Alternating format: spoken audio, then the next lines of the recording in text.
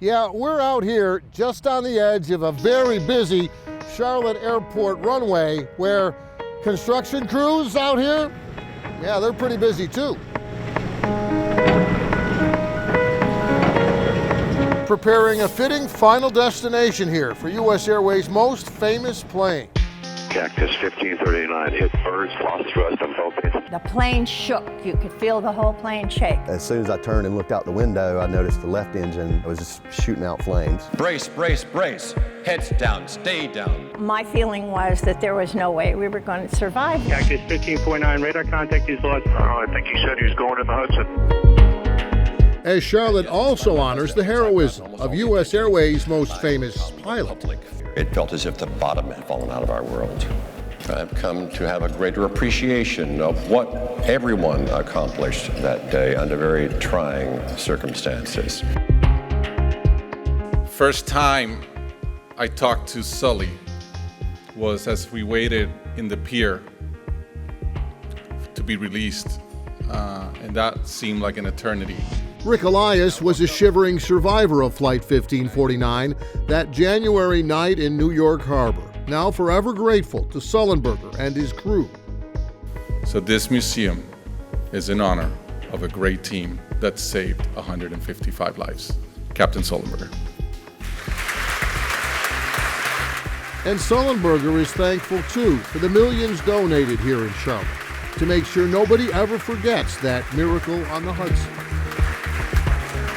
I want to thank everyone who has worked so hard to advance the museum project, especially the passengers on our flight, who, like me, are so glad that our airplane from Flight 1549 is preserved as the embodiment of our story. The miracle on the Hudson plane itself has been here in Charlotte for years, on display in this old World War II hangar that doubled for decades as Charlotte's original aviation museum. It's not just a building, it is an artifact. But museum president Stephen Saucier says preserving this old hangar is just the beginning of what visitors will see at the new Sullenberger Museum. The real buildings, the real planes, the real people, those authentic stories. And that's how you have a conversation with your audience. One of the things that we love to do around the Miracle on the Hudson is we love to have the passengers and crew come to the museum and tell their stories. I literally felt like my heart had just sunk and fell on the floor. I'm like, this is it, I'm gonna die. But that quickly was washed over by this sense of calmness. When I was praying, I remember that I wasn't saying, please save us, because I didn't think we could be saved. I didn't see a chance of us being saved. I was just thinking to myself, please don't make this horrible for my family. Charlotte passengers Beth McHugh and Ben Bostic, who shared the same row on Flight 1549. Yeah, like right up in one of those windows is where I was staring out at the engine on the way down. There were life jackets on this plane. Also share their memories of that miracle landing with Charlotte visitors here at the old museum. Within 5 seconds, the water was up to my knees already. And you're jumping out of a window and trying to get into this life raft, and there's this much frigid water in the bottom of the life raft too. So people out here on the wings were sliding off into the water. Some of the stronger men would get into the water and actually push them back up onto the wings. There were a lot of unsung heroes that day, a lot of people who went out of their way to be totally human and kind and help other people to survive. There's not too many people that survived a plane crash. Survivor Dave Sanderson frequently visits the hospital back in New Jersey, hosting events for the medical staff that treated him and so many others after the crash. And that's when I realized, whoa, I was one of the last passengers off this thing. And all of a sudden, my life's like, wow. I mean, I was shocked when I saw that on TV. And that's what sort of opened my eyes, like, this is a miracle. This is really a miracle. There were people walking on water. So I thought I was honestly dead. Turns out what Barry Leonard was actually seeing that day is what we all saw. His fellow 1549 passengers standing on those wings.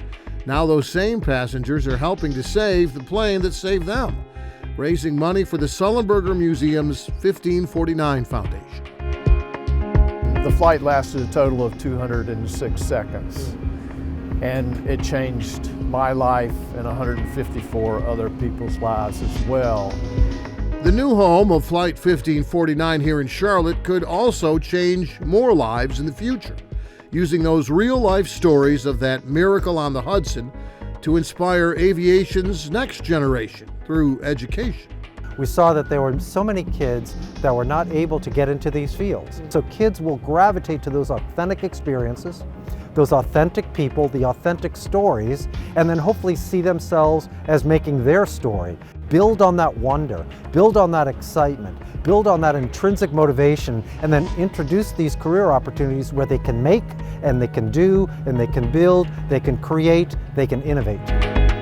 And maybe, just maybe, learning more about the miracle on the Hudson's now famous pilot at the new Sullenberger Aviation Museum could produce a future Sully. So if lending my name to this effort can help inspire and elevate the next generations of innovators, I'm all in. And you know who else is all in on this museum project? Well, Charlotte's corporate community. Honeywell Corporation, based here in Charlotte, they made the backup power system that allowed Flight 1549 to land. Bank of America had more than 20 employees on board the flight. And Red Ventures down in Fort Mill, well, their founder and CEO, Rick Elias, was the passenger who introduced Sully earlier in this story. All of them making major contributions to preserve that plane and those stories and to serve those kids who might want to fly in the future. Thanks for watching, and if you don't want to miss any more great regional stories, please subscribe to our PBS Charlotte YouTube channel.